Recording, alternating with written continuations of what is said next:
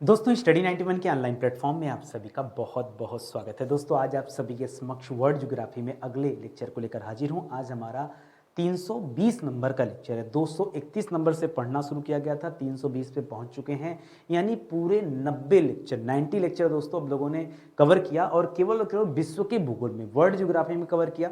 इतने बढ़िया तरीके से दोस्तों मुझे नहीं लगता कि कहीं भी आपको पढ़ाया जाता है। आप चाहे कितने भी पैसे खर्च कर लो, ये मैं तारीफ नहीं कर रहा हूँ, बिल्कुल हकीकत बता रहा हूँ। आप कितने भी पैसे खर्च कर लो, चाहे जहां पढ़ लो, लेकिन एक एक टॉपिक पर दोस्तों इतने डिटेल में क्लासेस आपको कहीं नहीं मिलेंगी। एक बात और याद रखिए, पढ़िए चाहे जहां से, लेकिन स्टडी 91 पर ये जो सीरीज मैं आपको दे रहा हूं, इस सीरीज को अगर आपने नहीं पढ़ा ना तो कमी आपकी है, नुकसान भी आपका रहेगा। होता क्या है ना कि ज्योग्राफी आप पढ़ तो लेते हो, आपको पता ही नहीं होता है कि ज्योग्राफी में कौन कौन से चैप्टर हैं, चैप्टर से सवाल बनते कैसे हैं। ये वाली जो हमने सीरीज स्टार्ट किया ना, ये सीरीज में इसीलिए शुरू किया कि आपको पता चले। जैसे पढ़ेंगे आप पशुपालन तो आपको लगेगा सर ये तो एग्रीकल्चर का टॉपिक है, लेकिन मैं कह रहा हूं दोस्तों एग्रीकल्चर नहीं, ये टॉपिक है वर्ल्ड ज्योग्राफी का। विश्व में दोस्तों अगर हम गाय की बात करें, भैंस की बात करें, सुअर की बात करें, बकरी की बात करें, भेड़ की बात करें, उनसे संबंधित बहुत सारे सवाल पूछे जाते हैं। ठीक है, उनकी पशुधन की संख्या को लेकर सवाल आते हैं, उनके मांस के निर्यात को लेकर सवाल आते हैं, उनसे जो प्रोडक्ट तैयार होते हैं उनसे सवाल बनते हैं। तो आप कैसे कर सकते हैं कि ज्योग्राफी का टॉपिक नहीं है ज्योग्राफी का टॉपिक है। आपको भ्रम में रखा जाता है, ठीक है, आप भ्रम से बाहर निकलिए और पढ़िए। पूरी सीरीज दोस्तों अपने आप में बहुत इंपॉर्टेंट है। और देखिए 9600 सवाल ऐसे ही क्लास में हम लोगों ने पढ़कर समाप्त कर दिया डिटेल में। आप पूरी क्लास देखिए, मजा खूब आएगा। स्टडी 91 के प्लेटफॉर्म से अलग अलग विषय के फाउंडेशन कोर्स भी लॉन्च किए गए हैं। ठीक है, छोटे छोटे बैच हैं अलग अलग विषय के लिए, एक एक विषय लीजिए और पढ़िए उसको इत्मीनान से, बहुत अच्छी आपकी तैयारी हो पाएगी। ठीक है, हमारा हेल्पलाइन नंबर है, कहीं कोई डाउट है, कुछ जानकारी चाहिए तो आप संपर्क कर सकते हैं। ठीक है, आइए स्टार्ट करते हैं आज की क्लास को। बहुत ध्यान से पढ़िएगा, समझिएगा। पहला सवाल दे रहा है दोस्तों कि विश्व में सबसे अधिक संख्या में पशुधन समिष्ट देशों का क्रम क्या दोस्तों? सबसे ज्यादा पशु दोस्तों आपको बताऊं मैं, पशुधन के मामले में सबसे ज्यादा पशुधन कहां पर दोस्तों? भारत में। सबसे ज्यादा पशु कहां पर है? अब देखते हैं यार, पशुओं की वजह से कितने सारे एक्सीडेंट भी हो जाते हैं, और हो भी क्यों ना। अगर हम दोस्तों जंगल वंगल काट करके हर जगह शहर बसा देंगे, हर जगह रोड बनाएंगे, तो जानवर कहां चलेंगे? उनके चरने के लिए जगह तो देना पड़ेगा ना, उनको भी रहने का स्थान देना पड़ेगा। तो सिंपल सी बात है कि ये चीजें होती रहती। अगर मैं भारत के परिप्रेक्ष्य में बात करूं दोस्तों, तो एक आंकड़ा है 520 मिलियन का। कितना दोस्तों? 520 मिलियन का आंकड़ा है। भारत में पशुधन लगभग कितना है? 520 मिलियन से अधिक है, इससे कम नहीं है। ठीक है, 520 मिलियन से अधिक पशुधन है, ये आप याद रखेंगे अगर बात करें भारत की। दूसरे नंबर पे दोस्तों कौन है? दूसरे नंबर पे चीन देश है, यहां भी बहुत सारे पशु हैं।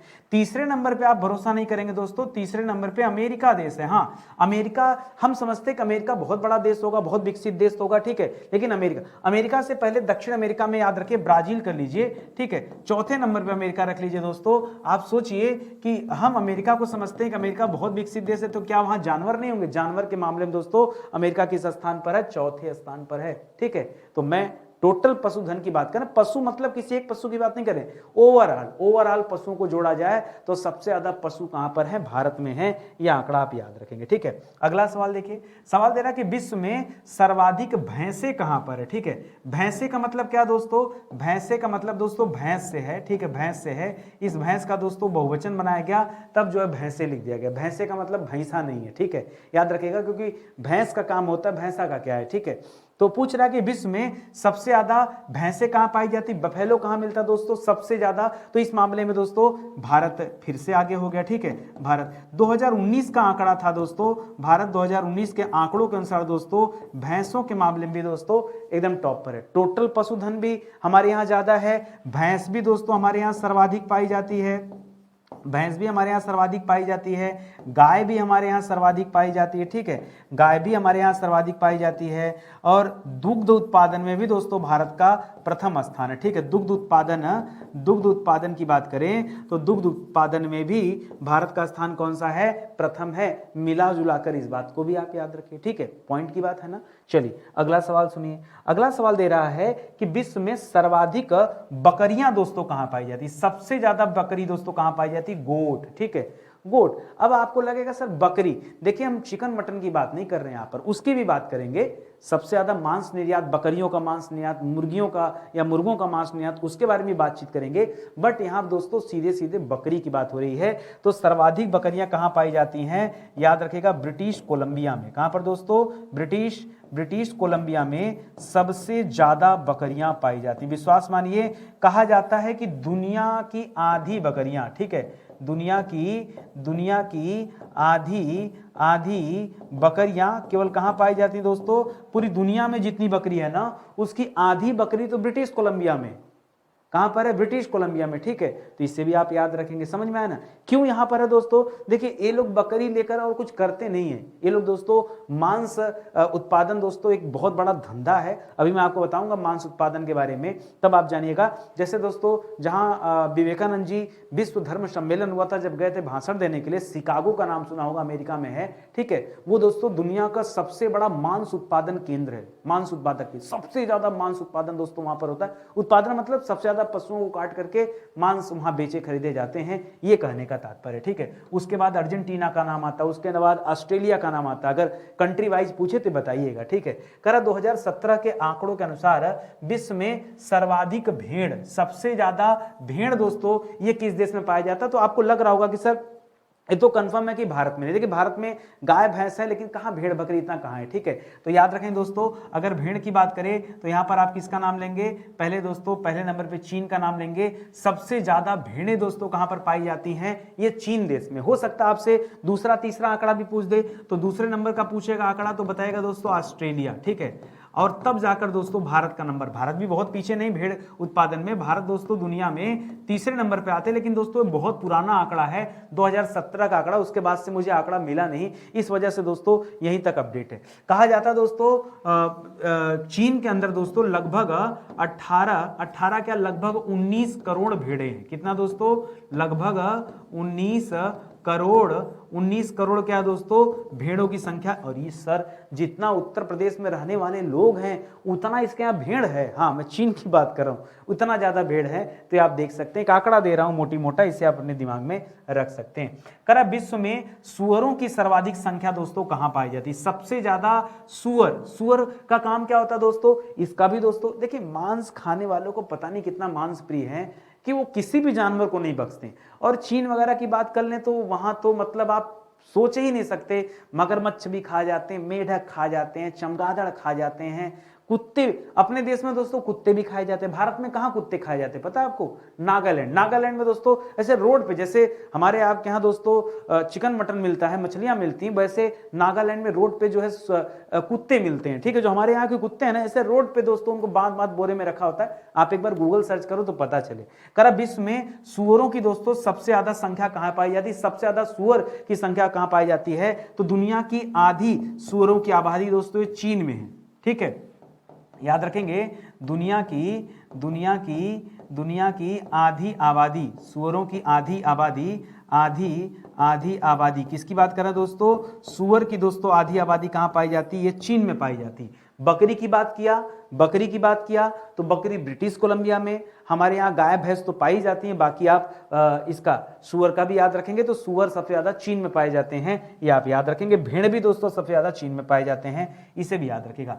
करा फूड एंड एग्रीकल्चर ऑर्गेनाइजेशन का एक डेटा है, कह रहा है कि 2020 के आंकड़ों के अनुसार विश्व के शीर्ष दुग्ध उत्पादक देश कौन है, कौन सबसे ज्यादा दूध का उत्पादन करते हैं। अभी थोड़ी देर पहले बताया कि दूध उत्पादन में दोस्तों भारत जो है नंबर 1 पर आता है। भारत के बाद दोस्तों यूएसए यानी अमेरिका दोस्तों नंबर 2 पर आता है। नंबर 3 पर कौन होगा, जिसके पास सबसे ज्यादा गाय भैंस होगा। और आप विश्वास नहीं करेंगे, सबको पीछे करके पाकिस्तान का नाम आता है। ये आंकड़ा मैं देखा ना, मैं हैरान हो गया।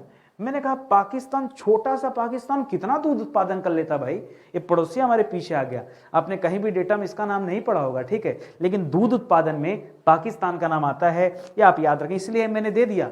FAO का डेटा है 2020 के अनुसार, उसी हिसाब से मैं आपको बता रहा हूं, ठीक है। अगला सवाल करा पशुपालन उद्योग के लिए आदर्श क्षेत्र दोस्तों कौन सा है, कहां पर दोस्तों सबसे ज्यादा पशुपालन होता है। देखिए जो जानवर होते हैं ना, अगर जानवरों का पालन किया जाता तो हर जगह पे नहीं सर, जैसे आप लाके भेड़ पालिए, अब लाइए पाशमीना, और दोस्तों आप सोचिए कि पाशमीना बोल दिया, पाशमीना और अंगोरा, अभी इसके बारे में आपको बताता हूं, बहुत कंफ्यूजन होता है पाशमीना अंगोरा को लेकर के। खैर, जो पठारी या पहाड़ी क्षेत्रों की बकरियां होती हैं, अगर उन्हें आप चाहेंगे कि जो है मैदानी क्षेत्रों में पाल ले, तो नहीं, वो जीवित ही नहीं रहेंगी, क्योंकि यहाँ की जलवायु अलग है। उसीलिए आपसे पूछ रहा कि पशुपालन उद्योग के लिए आदर्श जलवायु क्षेत्र दोस्तों कौन कौन से हैं, तो परीक्षा में अलग अलग पूछ सकता है। जैसे दोस्तों स्टेपी दे सकता है। स्टेपी आपको कहां बताया गया था, यह आपको यूरेशिया बताया गया था। यूरेशिया मतलब क्या बताया गया था दोस्तों, यूरेशिया मतलब बताया गया था यूरोप और एशिया, ठीक है। यह यूरोप और एशिया के मध्य का क्षेत्र यहां पे होता है। दूसरा डेटा दोस्तों आप याद रखेंगे, हो सकता है आपके परीक्षा में स्टेपी न दे करके भूमध्य सागरीय दे दे, ठीक है। देखिए, भूमध्य रेखी अलग है और भूमध्य सागरीय अलग है। भूमध्य रेखी पूछेगा तो 0 डिग्री लाइन के आसपास हो गया। मैंने यहां भूमध्य रेखी नहीं किया, मैंने यहां पर किया भूमध्य सागरीय। भूमध्य सागर का नाम सुना है ना, तो भूमध्य सागर के आसपास के जो देश हैं वहां पर दोस्तों पशुपालन के लिए आदर्श परिस्थितियां पाई जाती हैं। या फिर तीसरा ऑप्शन दे सकता है समशीतोष्ण प्रदेश। क्या दे सकता है दोस्तों, समशीतोष्ण प्रदेश, ठीक है। जो न तो बहुत ज्यादा दोस्तों गर्म हो न बहुत ज्यादा ठंडा हो, ऐसे क्षेत्र जो होते हैं पशुपालन उद्योग के लिए दोस्तों सबसे बढ़िया माने जाते हैं, ठीक है। इस डेटा को याद रखिएगा। मैं 2-2 3-3 इसलिए बताता हूं, हो सकता है 4-5 ऑप्शन भी मिल जाए आपको। मेरे दिमाग में जितना आता है मैं आपसे शेयर कर देता हूं। होता क्या है ना कि कई बार एक सवाल के कई सारे जवाब होते हैं, पता नहीं एग्जामिनर के दिमाग में क्या चल रहा है, वो आपसे क्या पूछना चाह रहा है, ऑप्शन क्या बना के दे दे। इसलिए मेरे मन में जितना आता है भाई ये भी पूछ सकता है, ये भी पूछ सकता है, मैं वो चीजें दे सकता हूं, ठीक है, देते रहता हूं। अगला सवाल सुनिए। अगला सवाल दे रहा है पशु चराने के लिए विश्वविख्यात घास के मैदान दोस्तों कौन कौन से, ठीक है। पशुओं को चराने के लिए दोस्तों विश्वविख्यात घास के मैदान कौन से हैं, तो सबसे अच्छा घास का मैदान माना जाता है प्रेरी। प्रेरी दोस्तों कहां पर है, ये अमेरिका कनाडा में पड़ा था, ठीक है। प्रेरी घास का मैदान सुना था ना। दूसरा याद रखेगा दोस्तों स्टेपी घास का मैदान। स्टेपी आपने क्या पढ़ा था दोस्तों, स्टेपी आपने यूरेशिया पढ़ा था, अभी भी दोस्तों दे दिया। तो कई सारे जो घास के मैदान, इसमें खाली इतना ही नहीं, अब इसमें बहुत सारे आते हैं। जैसे आपने डाउन्स पढ़ा था, डाउन्स कहां पढ़ा था, डाउन्स आपने ऑस्ट्रेलिया में पढ़ा था। कहां पढ़ा था, डाउन्स आपने ऑस्ट्रेलिया, सवाना वाना मत लीजिए, वो गर्म वाले होते हैं, ठीक है।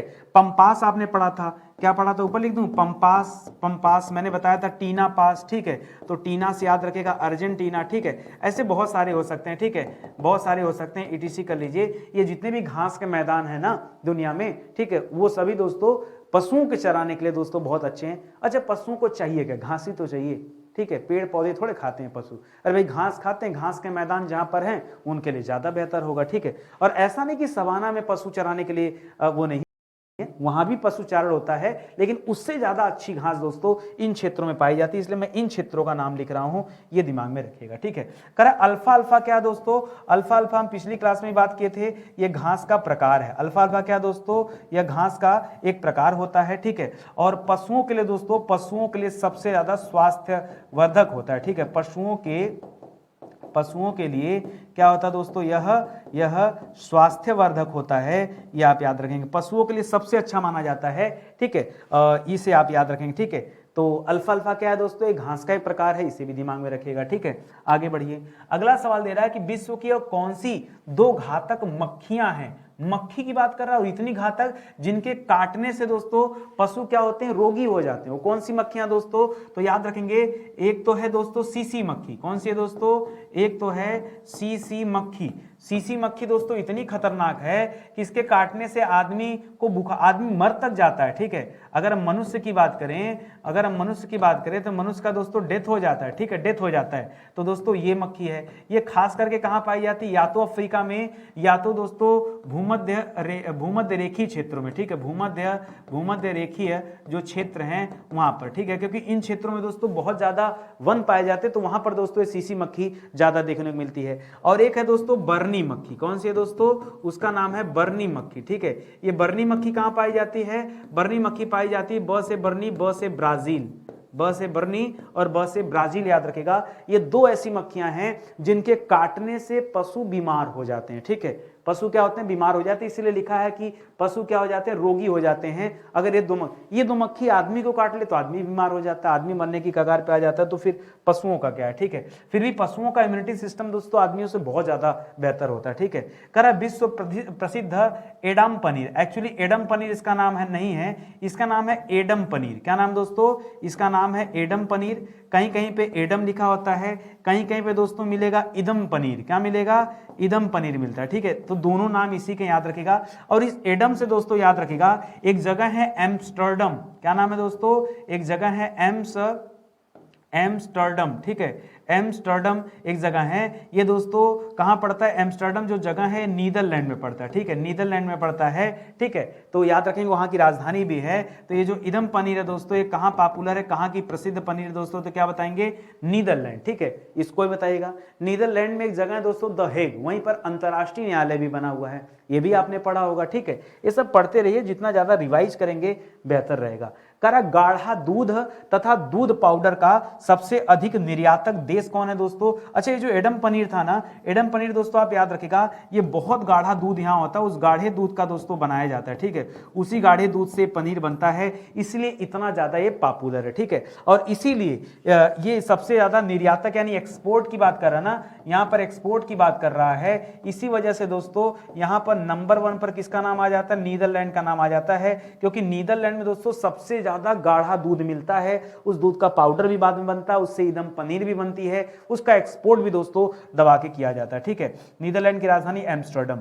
दूसरा जगह दोस्तों डेनमार्क। डेनमार्क की राजधानी कहां पर है? कोपेनहेगन। यहां से भी दोस्तों बहुतायत मात्रा में गाढ़े दूध का निर्यात किया जाता है, एक्सपोर्ट किया जाता है, ये आप याद रखेंगे। तीसरे नंबर पर दोस्तों यूएसए यानी अमेरिका को याद रखेगा। भारत दूध उत्पादन में जरूर नंबर 1 पर है, लेकिन एक चीज और याद रखेगा दोस्तों, भारत में दूध की खपत भी बहुत ज्यादा है, क्योंकि सबसे ज्यादा चाय हम लोग पीते हैं दोस्तों। तो चाय में, पनीर में, हर जगह दोस्तों दूध की बहुत मात्रा में खपत है, ठीक है। या दूध को जलाकर दोस्तों घी वगैरह बना लिया गया, ठीक है। उसके मलाई से दूध को जला के क्या बनाओगे भाई? दूध से खोआ वगैरह बन जाता है, ठीक है। तो हर चीज का दोस्तों हमारे यहाँ खपत बहुत ज्यादा है, इसलिए हम दूध का एक्सपोर्ट नहीं कर पाते हैं, ठीक है, बहुत कम होता है। बाकी ये जो देश हैं दोस्तों, इनको आप याद रखेंगे, ठीक है। तो दुग्ध उत्पादन में आगे होते हुए भी दोस्तों हम लोग एक्सपोर्ट नहीं करते हैं।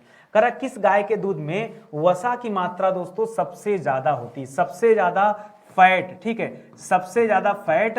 और यहां पे ध्यान दीजिएगा, हम किसके संदर्भ में बातचीत कर रहे हैं? हम गाय के संदर्भ में बात करें कि सबसे ज्यादा फैट दोस्तों ये किस गाय में होता है। तो आप किताबों में पढ़ेंगे दोस्तों, तो आपको एक आंकड़ा मिलता है गरनसी गाय। कौन सी दोस्तों? एक गाय मिलती दोस्तों, गरनसी गाय मिलेगा, गरनसी गाय लिखा रहता है कि गरनसी गाय में दोस्तों सबसे ज्यादा फैट होता है। लेकिन मैं कहता हूं नहीं। अभी हाल ही में दोस्तों प्रधानमंत्री मोदी जी ने एक गाय के बारे में चर्चा किया था, गाय को खिलाते हुए दोस्तों आपने देखा होगा। एक गाय है दोस्तों पुंगनूरू गाय। कौन सी है दोस्तों? पुंगनूरू गाय, याद रखेंगे। एकदम छोटी होती है। ये जो लोग कुत्ते बिल्ली पालते हैं ना, अच्छी है यार, धत तेरी की, क्या करते हो यार, हाँ? कौन सा कल्चर अपना लिया कुत्ते बिल्ली पालने के? अरे पालना है तो गाय पालो भाई, गाय पालो। एक बार आप गूगल सर्च करके देखो, कसम से आपका दिल खुश हो जाएगा। एक बार पुंगनूरू गाय को अगर आपने देखा ना, आपका तबीयत खुश हो जाएगा, सर क्या गाय है। जितने बड़े कुत्ते होते हैं ना, छोटे छोटे जो कुत्ते होते हैं, उतने बड़ी दोस्तों गाय होती है। इतनी प्यारी गाय भाई, ठीक है। मुझे अपने जीवन में सच बताऊं ना, अगर कुछ पालने की इच्छा है ना, तो पुंगनूरू गाय पालने की बहुत इच्छा है दोस्तों। मैं अपनी बात बता रहा हूं, मुझे नहीं पता कि आपको कितना पसंद है, बट एक बार आप गूगल करके देखिए, पुंगनूरू गाय जबरदस्त, ठीक है। तो जो पुंगनूरू गाय की नस्ल होती है, इसके दूध में दोस्तों 8% तक दोस्तों फैट पाया जाता है। आप बताइए कहाँ ये जो गरनसी गाय दोस्तों, इसमें 5% तक फैट मिलता है, और कहाँ पुंगनूरू में 8% तक फैट मिलता है। लेकिन उसके बावजूद भी किताबों में जो उत्तर है वो गरनसी गाय है, ठीक है, गरनसी नस्ल की गाय है, ठीक है। लेकिन मैं कहता हूं आप थोड़ा सा अपडेट करिए अपने आप को, जो सही जवाब है वो आप याद रखें। किताब में कहां पर है, गूगल में क्या है, इससे मतलब नहीं है। मैं जो चीजें आपको ढूंढ के दे रहा हूं वो चीजें आप पढ़िए। अगला सवाल है, विश्व में सर्वाधिक दूध देने वाली गाय और भैंस की नस्ल दोस्तों कौन कौन सी? दोनों की नस्ल आपको बतानी है, गाय की नस्ल भी बतानी है और भैंस की नस्ल भी बतानी है। तो गाय में दोस्तों एक होल्स्टीन का नाम याद रखिए। अगर गाय की बात कर रहे हैं तो गाय में दोस्तों आप याद रखिएगा होल्स्टीन। किसे याद रखेंगे दोस्तों? होल्स्टीन। आप विश्वास नहीं करेंगे दोस्तों, होल्स्टीन जो नस्ल की गाय है ना, ये एक दिन में दोस्तों 100 लीटर तक दूध दे देती है। क्या बात कर रहे हैं, 100 लीटर प्रतिदिन। कितना दूध दोस्तों? एक एक दिन में दोस्तों 100 लीटर दूध दे देती है। सर ये गाय है कि मशीन है? हाँ भाई सही बता रहा हूं, आप पढ़ो ना इसके बारे में, ठीक है, ये आपको मिलेगा, ठीक है। और दोस्तों अगर मैं भैंस की यहाँ पे बात करूं, तो भैंस में सबसे अच्छी वैरायटी के भैंस दोस्तों मुर्रा भैंस मानी जाती है। मुर्रा भैंस कितना दूध देती है? तो 25 से 30 लीटर तक दोस्तों ये दूध देती है प्रतिदिन, ठीक है। प्रतिदिन। कहाँ सोचो 30 लीटर, कहाँ देखो 100 लीटर, अंतर होता है। लेकिन इसका दूध दोस्तों मोटा होता है और इसका दूध दोस्तों पतला होता है। आप अगर गूगल सर्च करोगे भी ना तो आपको आंकड़ा मिलेगा 89 से 100, ठीक है। तो मामला एक ही दोस्तों, मैं मैक्स टू मैक्स बता रहा हूं दोस्तों।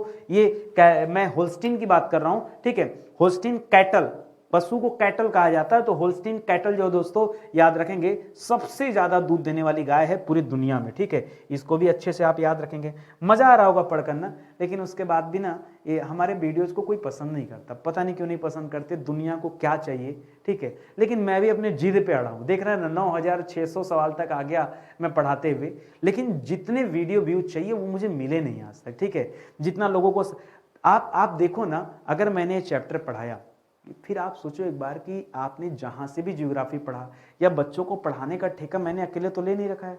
बहुत सारे लोग हैं जो बताते हैं कि हम बेस्ट हैं, बहुत बच्चों के लिए मेहनत करते हैं, ये चैप्टर काहे गायब कर दिए भाई। या एक बार कंपेयर करो कि जो हमने आपको 90 लेक्चर दिया, जो 90 लेक्चर दिया, सब कुछ तो फ्री में, पैसे तो लिया नहीं, ठीक है। तो जो 90 लेक्चर दिया ये वो लोगों ने क्यों नहीं पढ़ाया, उनको भी पढ़ाना चाहिए, ठीक है। तो इतना मेहनत करने के बावजूद भी जो चाहिए वो मिला नहीं, ठीक है। फिर भी कोई गम नहीं है, ठीक है।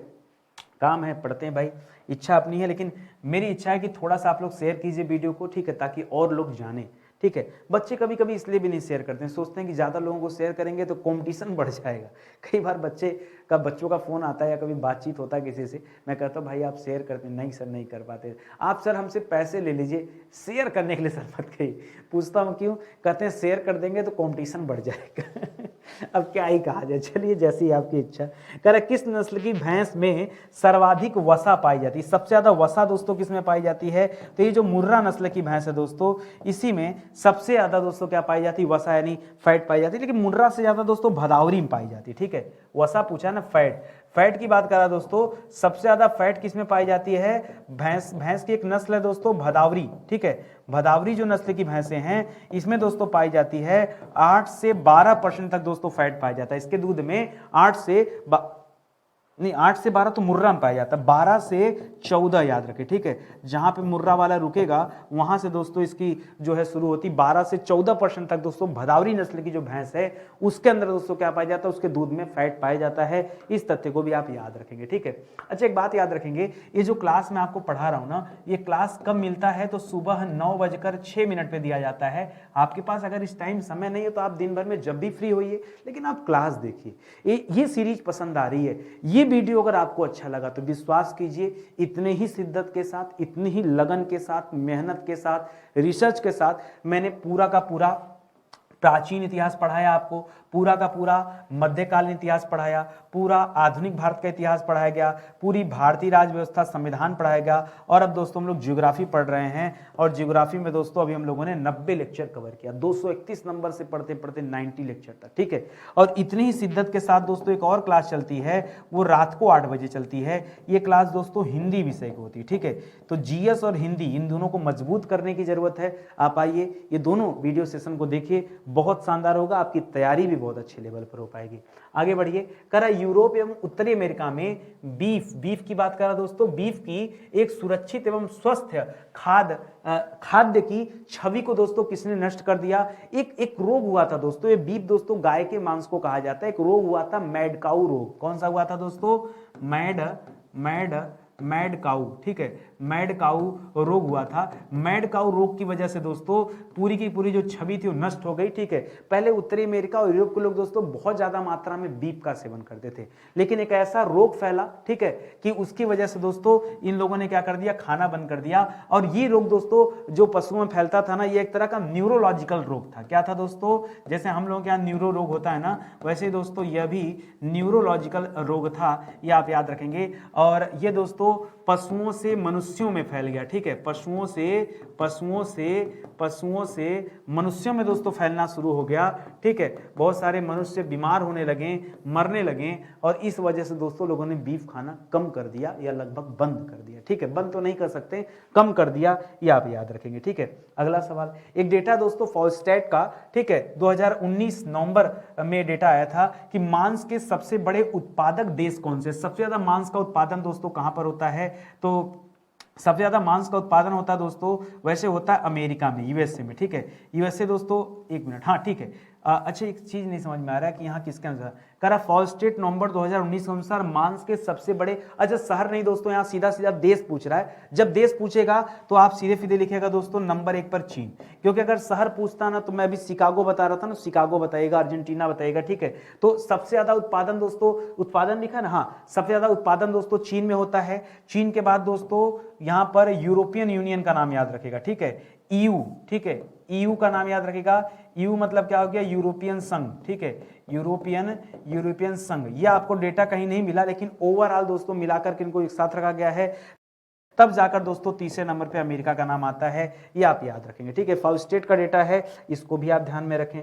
अगला सवाल दे रहा है कि विश्व का सबसे बड़ा सुअर मांस का निर्यातक देश कौन सा। अभी हमने पीछे दोस्तों सबसे अधिक सर्वाधिक सुअर दोस्तों कहां पाया जाता है, सर्वाधिक सुअर दोस्तों कहां पाया जाता है, तो हम लोगों ने पढ़ा सर्वाधिक सुअर जो है दोस्तों ये चीन में पाया जाता है। सर्वाधिक बकरियां कहां पाई जाती हैं, सर्वाधिक बकरी कहां पाई जाती दोस्तों, तो इसके लिए मैंने बताया था ब्रिटिश कोलंबिया, क्या बताया था, ब्रिटिश कोलंबिया बताया था, ठीक है। और सर्वाधिक दोस्तों सुअर और प्लस सर्वाधिक भेड़ कहां पाई जाती है, तो भेड़ भी दोस्तों ये चीन में पाई जाती है। ये डेटा भी आप याद रखेगा, ठीक है। बाकी गाय भैंस तो हमारे यहाँ हो गया था, इसको छोड़िए।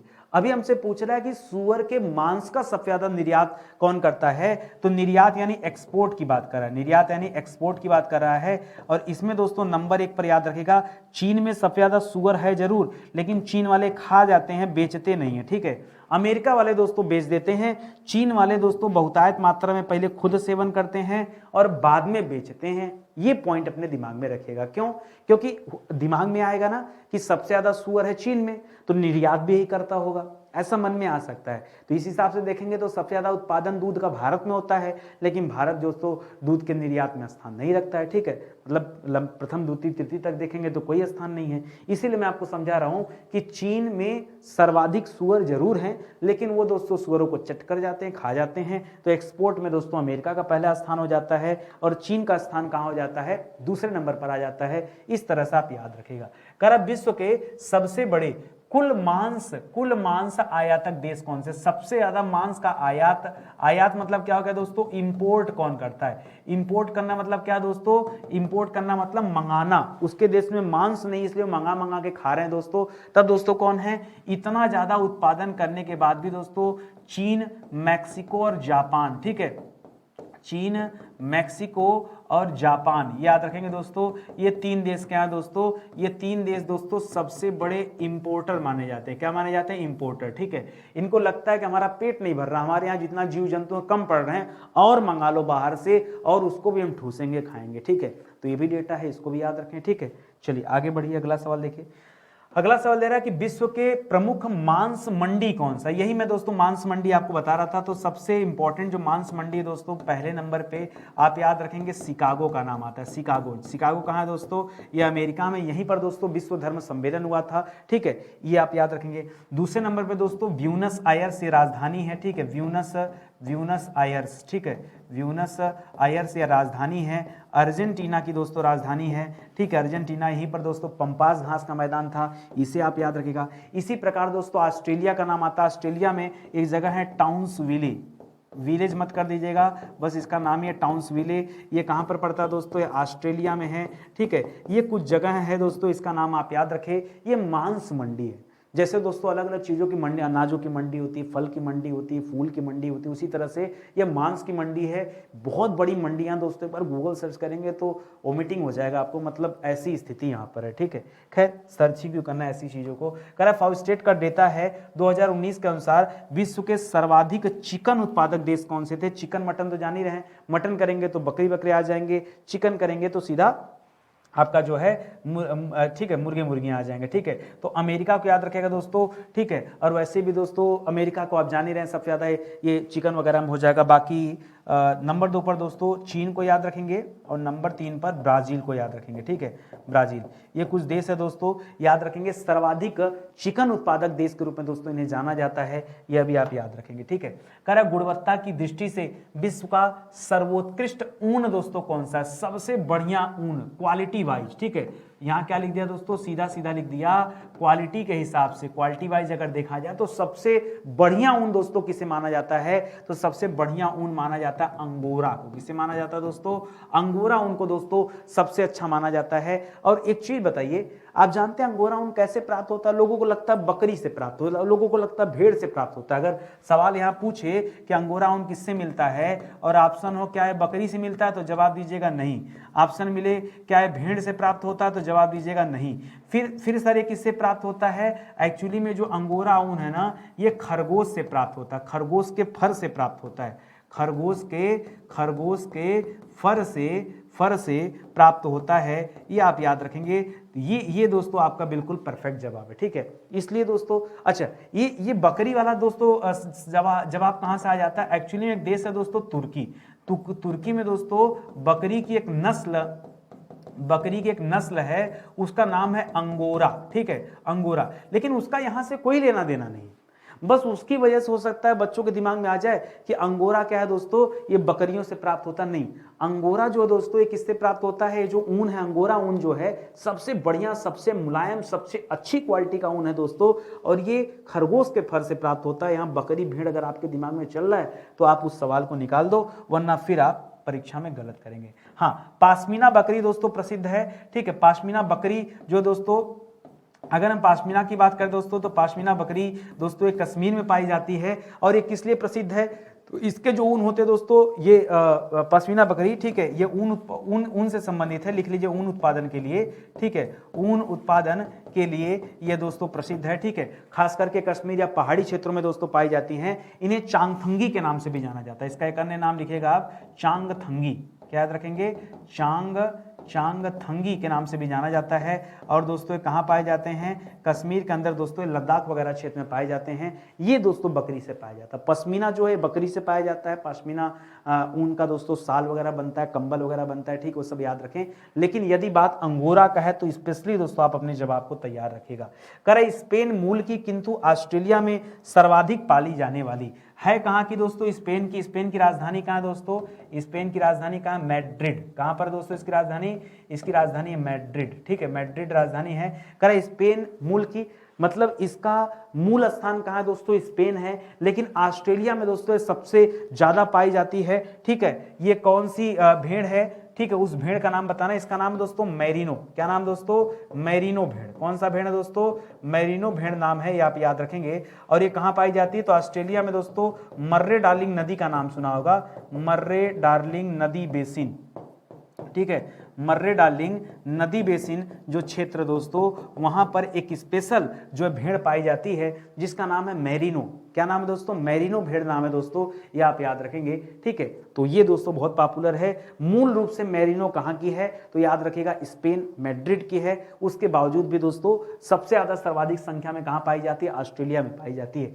सबसे लंबी ऊन प्रदान करने वाली भेड़ की दोस्तों नस्ल कौन सी है? देखिए, अगर दो तीन चीज आप याद रखेंगे। अगर क्वालिटी वाइज पूछा था, क्वालिटी वाइज दोस्तों ऊन, तो हमेशा दोस्तों आपका जवाब क्या होगा दोस्तों? अंगोरा याद रखेंगे, ठीक है, अंगोरा याद रखेगा अगर क्वालिटी वाइज पूछ रहा। तो यहां दोस्तों सबसे लंबी की बात कर रहा है, सबसे लंबी ऊन प्रदान करने वाली जो भेड़ की नस्ल है उसकी बात कर रहा है। इसको क्लोन के माध्यम से दोस्तों विकसित किया गया था, ठीक है। इसको क्लोन के माध्यम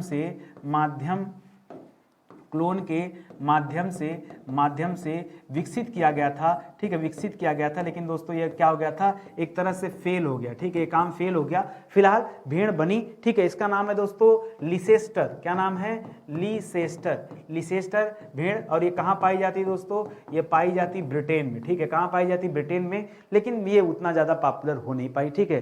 क्लोनिंग किया तो गया लेकिन ठीक से नहीं हुआ। सहतूस, ये सहतूत नहीं है, ठीक है, याद रखेंगे, यह सहतूस है, ठीक है, यह सहतूस है, ठीक है। अलग अलग जगह पे दोस्तों सहतूत भी लिखा होता है लेकिन वो गलत है।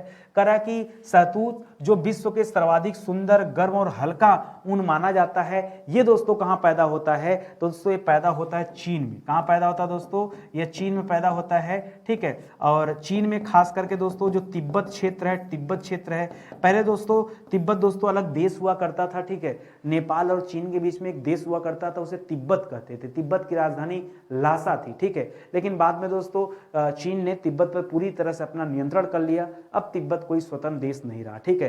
तो ये जो तिब्बत क्षेत्र है दोस्तों, यहाँ पर एक तरह के मृग पाए जाते हैं दोस्तों, उन्हें कहा जाता है तिब्बती मृग, ठीक है, उन्हें कहा जाता है तिब्बती मृग।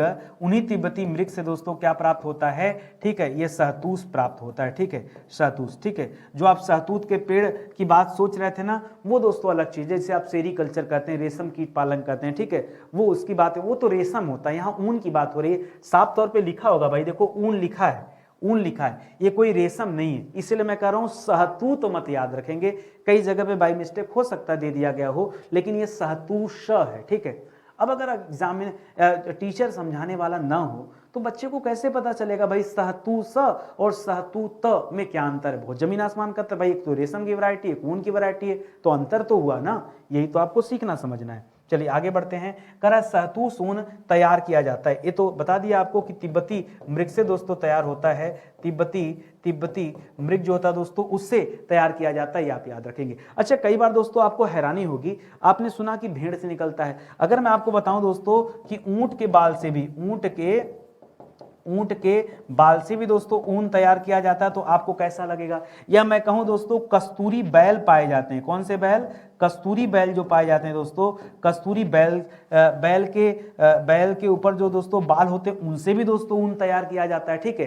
तो आप इस फेर में मत रहिए कि जो है केवल भेड़ से ही ऊन मिलता है, ठीक है। आप उसमें दोस्तों ऊंट भी याद रखेगा, लामा भी याद रखेगा, लामा एक अलग जीव है दोस्तों, लामा भी याद रखेगा। लामा से भी दोस्तों क्या पाया जाता है? ऊन की प्राप्ति होती है, ठीक है। खरगोश से उनकी प्राप्ति होती, भेड़ से उनकी प्राप्ति होती, बकरियों से उनकी प्राप्ति होती, ठीक है। उनके शरीर में जो बाल होते हैं ना, उन्हीं से दोस्तों ये ऊन बनता है। करा विश्व के सर्वाधिक ऊन उत्पादक देश कौन से हैं? सर बहुत ऊन पढ़ लिया तो ये भी पता होना चाहिए कि सबसे ज्यादा ऊन का प्रोडक्शन कहां पर होता है, तो सबसे ज्यादा प्रोडक्शन होता है दोस्तों चीन में, ठीक है। सबसे ज्यादा प्रोडक्शन कहां होता है? चीन में होता है, क्योंकि यहीं पर दोस्तों बकरी वगैरह सब ज्यादा है, ठीक है। तो चीन नंबर 1 पर है। नंबर 2 पर दोस्तों मर्रे डार्लिंग की वजह से ऑस्ट्रेलिया हो गया, ठीक है, ऑस्ट्रेलिया हो गया। और तीसरे नंबर पर दोस्तों यहाँ न्यूजीलैंड का नाम आ जाता है, ठीक है। न्यूजीलैंड, राजधानी कहाँ भैया? वेलिंगटन इसकी राजधानी, ठीक है। ये दोस्तों ऊन उत्पादक देशों के रूप में जाने जाते हैं, तो इसे आप याद रखेंगे। करा भेड़ पालन के लिए किस प्रकार के जलवायु की आवश्यकता होती है? जैसे गाय वगैरह के लिए आपने देखा ना घास के मैदान की जरूरत होती है, उसी तरह से इसके लिए दोस्तों किस प्रकार की जलवायु चाहिए? तो इसके लिए आप दोनों जलवायु में चल जाते हैं, चाहे शुष्क जलवायु होगा तो वहां भी दोस्तों इनका पालन पोषण हो जाता है, या दोस्तों शीतोष्ण जलवायु है, शीतोष्ण अगर जलवायु है तो वहां भी दोस्तों इनका काम चल जाता है। तो ये दोनों तरह के जलवायु में दोस्तों पाए जाते हैं, ये दोनों आप याद रखेंगे। हो सकता है परीक्षा में क्या दे दे, इसलिए आप दोनों चीजों को याद रखें, ठीक है। अगला सवाल दोस्तों, मैरिनो भेड़ मुख्यतः किन क्षेत्रों में पाली जाती है? मैरिनो दोस्तों मूलतः कहाँ की है? पीछे आपको पढ़ाया गया, ये मूलतः कहाँ की है दोस्तों? तो ये मूलतः स्पेन की है, ठीक है। लेकिन दोस्तों इसकी सर्वाधिक संख्या कहाँ पाई जाती है? सर्वाधिक संख्या दोस्तों इसकी कहां पाई जाती है? जिसकी सर्वाधिक संख्या ऑस्ट्रेलिया में पाई जाती है, ठीक है, ठीक है, ऑस्ट्रेलिया में पाई जाती है। ऑस्ट्रेलिया में कहां पर दोस्तों? तो पीछे आपको बताया था मर्रे डार्लिंग नदी बेसिन, ठीक है, नदी बेसिन जो क्षेत्र दोस्तों वहां पर इस सर्वाधिक मात्रा में पाई जाती हैं मेरिनो भेड़, ठीक है। चाहे मेरिनो लिखे चाहे मैरिनो लिखे, एक ही बात है, घबराइएगा मत, परेशान न होइएगा, ठीक है। और देखिए पुनः क्लास समाप्त हो गया। अच्छा, मैं सोचता हूं दोस्तों 30 सवाल इतना आराम से पढ़ाता हूं, बातचीत करता हूं, फिर भी क्लास मेरी 29, 30, 31, 32 मिनट में समाप्त हो जाती है, आराम से समाप्त हो जाती है। सोचो जबकि कितनी सारी बातें करता हूं मैं, ठीक है।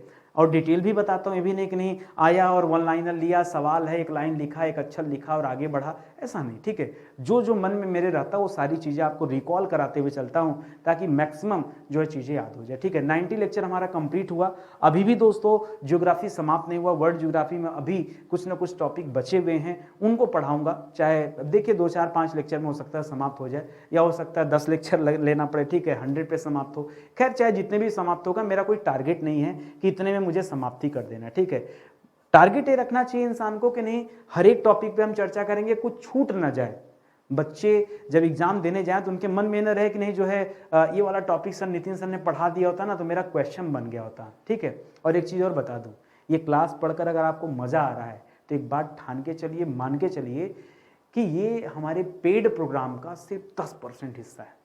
अगर आपने किसी भी विषय का पेड प्रोग्राम हमसे पढ़ लिया, मुझसे, मैं अपनी बात कर रहा हूँ, ठीक है, अगर आपने नितिन सर का कोई भी पेड कोर्स पढ़ लिया, ठीक है, सब्जेक्ट वाइज वाला, तो दोस्तों उसमें इतना कॉन्सेप्ट आपका क्लियर। आप सोचो ना, जो इंसान फ्री में इतना मेहनत करने को तैयार है, फिर अपने पेड के बच्चों को हम ऐसे तो छोड़ नहीं देंगे, ठीक है। वहाँ तो दोस्तों हम मास्टर ब्लास्टर सब बना के तैयार करते, ठीक है। ऐसे विषय जो पूरी तरह से पढ़ा दिए गए हैं, ये उनके नोट्स हैं। और दोस्तों स्टडी 91 का एप्लीकेशन डाउनलोड कर लीजिए। ये जो वीडियोज है ना, इसके पीडीएफ दोस्तों आपको फ्री में मैं देता रहता हूँ, ठीक है। तो आप आइएगा, वहाँ पीडीएफ स्टडी मटेरियल का सेक्शन मिल जाएगा, वहाँ से जाके आप पीडीएफ डाउनलोड कर सकते हैं, ठीक है। तो चलिए आज का सेशन ही समाप्त होता है। मिलते हैं दोस्तों अगले लेक्चर में, तब तक के लिए बहुत बहुत धन्यवाद आप सभी का। जय हिंद, जय Bharat, thank you so much.